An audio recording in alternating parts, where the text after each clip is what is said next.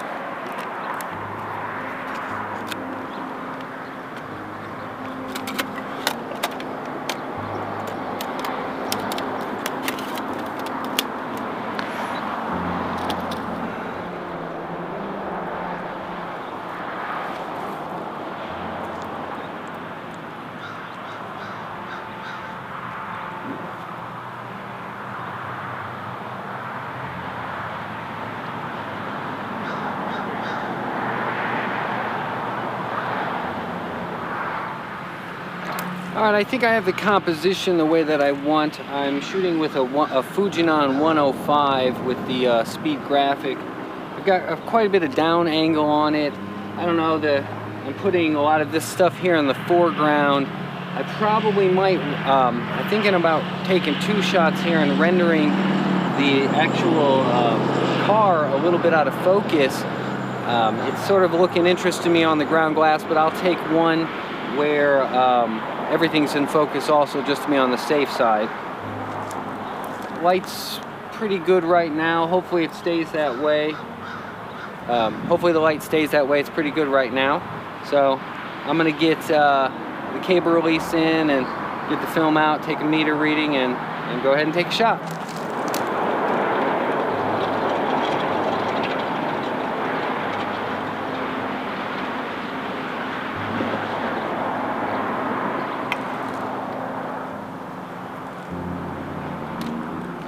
Alright, in order to get this shot the way that I am envisioning it here on the shallow depth of field, I'm going to have to shoot this at 5.6, so basically wide open at a 500th of a second. I'm using FP4 125 and I'm going to rate it at ISO 64. I'm going to develop it in pyro. I want to make sure I get enough shadow detail.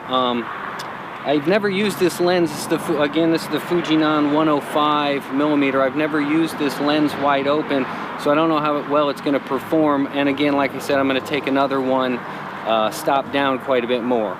So I'm going to get the film in and take the shot.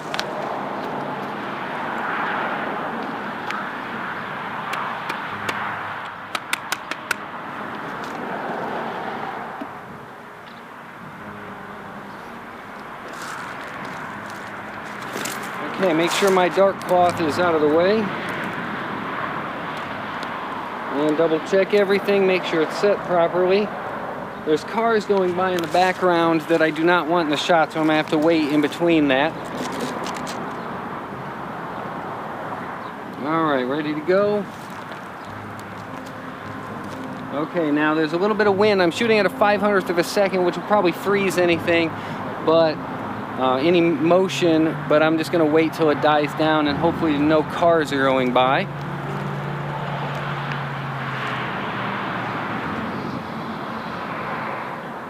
Alright, no cars, and okay, no cars there, and I just took it, so hopefully that turns out well.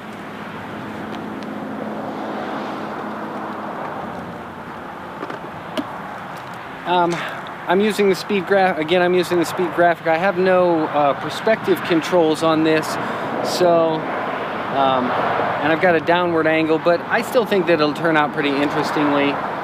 If I had had my Vista or something with perspective controls, I would correct for some of the distortion in the lines, but I don't, on the ground glass it didn't look like it was displeasing in the composition. Right, so I'm going to set up for the one with more depth of field, stop down, take another shot.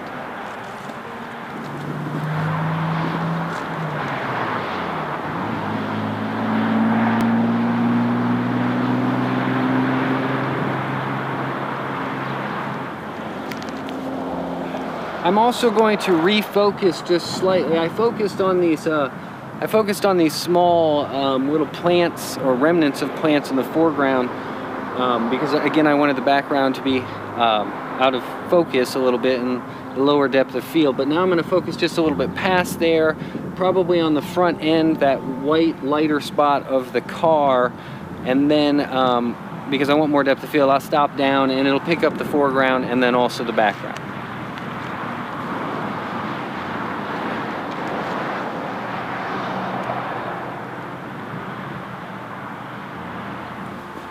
Okay, so what I do, so I just focused on that the front end, the lighter part of the paint that's chipping on the front end of the car there. And what I like to do is, while looking at the ground glass, I like to stop down and then till what I want is in focus when I'm looping it on the ground glass.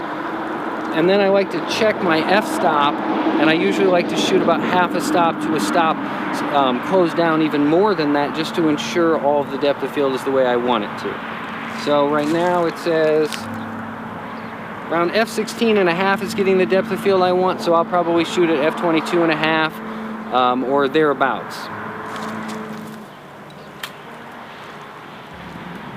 All right, f22 and a half at 125. I don't always spot meter when I mount. Sometimes I use an incident meter if I'm just got my on-the-go 4x5 pack, and then I just in my mind, adjust the exposure accordingly for how much shadow detail I may want in the shot.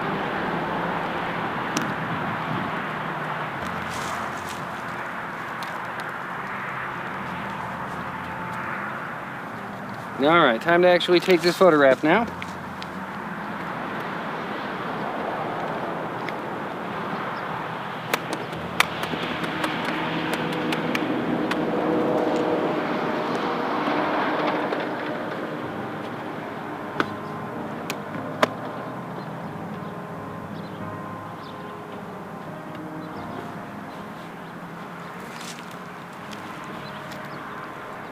So again, when I'm tapping on the holder like that, what I'm doing is pre-shifting the film. Not that it matters in an exposure like this, because the shutter speed is so high that even if the film shifts, it's not even going to have time to pick it up. But on longer exposures, it matters. It's just something that I've gotten in the habit of doing.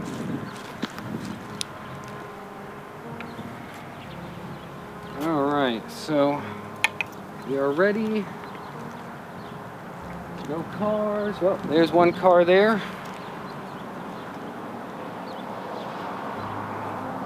Got to make sure that my dark cloth did not go in front of the lens. I've had that happen before, and then you just get a blank, well, you get an exposed sheet, but it's just an exposure of the inside of your dark cloth, so it's all black.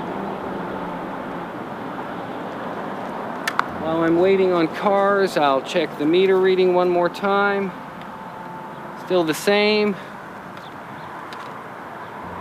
Okay, we're just about there, I think. No cars.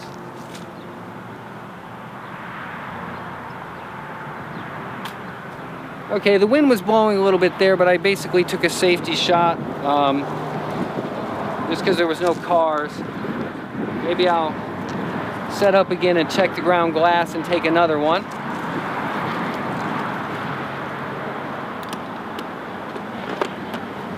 But that one's all done, so hopefully there's a good shot there. Like I said, I'm going to set up and maybe take another one. This plate, it's kind of an abandoned place here, and there's some other stuff out and about. I might walk around and see if I can find a different composition. I'm a little concerned that someone may question what I'm doing, but I think I'm pretty safe. It seems like no one is out here at all, so maybe I'll take another shot, but this one hopefully turned out well.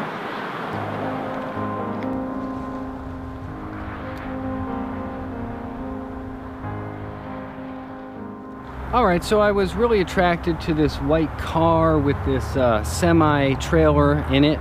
So I've got everything composed and so forth. I had to move around some things in the foreground, you know, some distracting elements I took out and so forth. Got everything set up. I'm going to shoot at f/22. That'll give me the depth of field that I want. So I'm going to get everything going here while the light's still good. So it looks like I'll actually shoot about f/22.5 according to the meter here.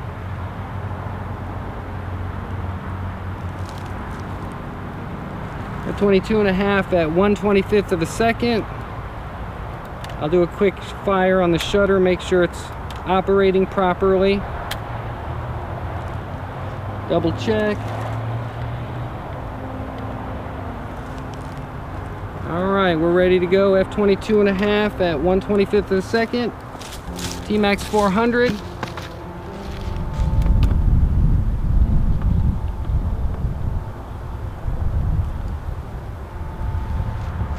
There's a hot spot off in the distance on a car. That's okay. I can spot tone it down in the print.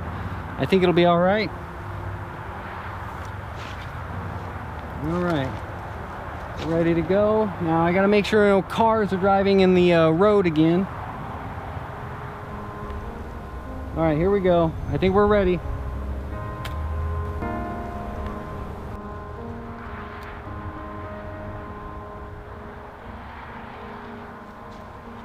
Alright, I feel good about this shot. I'm not going to take a second one. I'm just going to go ahead and go with the first shot. I think that it'll turn out well. So I did see a potentially another composition that I'm going to head over to right now.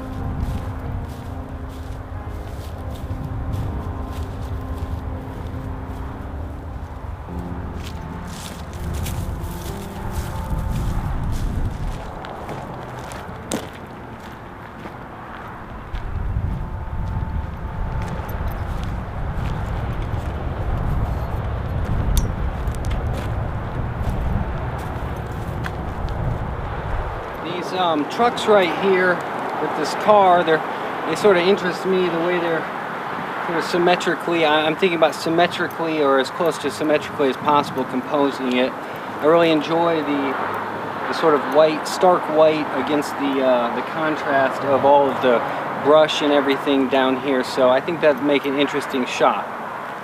I'm gonna get set up on this one, and once I've got everything set up, I'll turn the camera back on. Okay, I've got everything set up now on this shot. What I'm going to do is quickly take a safety shot. There are some clouds in the sky. I wish there were more clouds in the sky, but there's a few like wispy little clouds in the sky, and I can't decide if I don't want any clouds in the sky or if these few wispy ones are going to make the photograph more interesting. So I'm going to take a quick safety shot with them in the sky, and then I'm going to wait a while and maybe some more clouds will come in, or maybe these will clear out all entirely. So I'm metered, I've got everything ready and set up, so now I'm just going to put the film in and shoot. Right now I'm shooting at f/22 at 1/25 of a second, f/22. So I'm going to get the film in and take the shot real quick.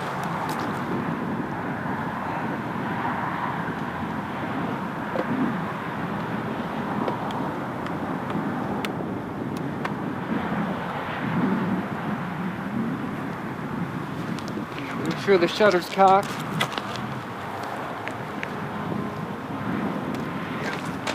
Check my settings. Check my settings one more time.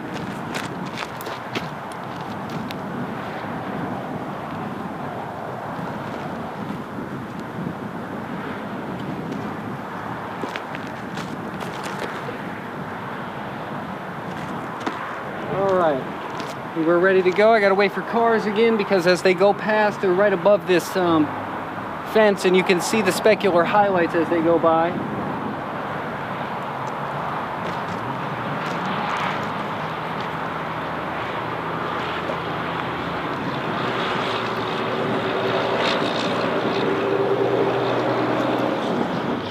this road is busier than I'd hoped.